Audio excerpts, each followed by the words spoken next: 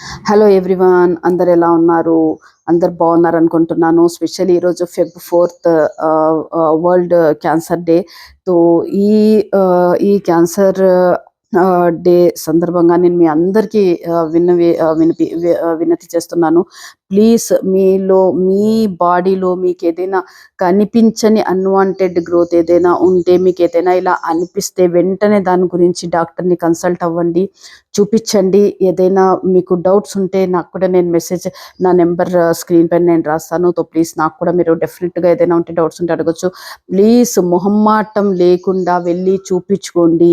ఈ మధ్య చాలా మందికి అయితే స్పెషల్లీ బ్రెస్ట్ క్యాన్సర్స్ కానివ్వండి అండ్ యూట్రస్ క్యాన్సర్ కానివ్వండి, ఏజ్ లిమిట్ లేకుండా చాలా మందికి ఇది డిటెక్ట్ అవుతుంది. ప్లీజ్ అందరికీ రిక్వెస్ట్ చేస్తున్నాను, మొహమ్మాటం వద్దు, వేరే వాళ్ళ గురించి ఆలోచించడం వద్దు.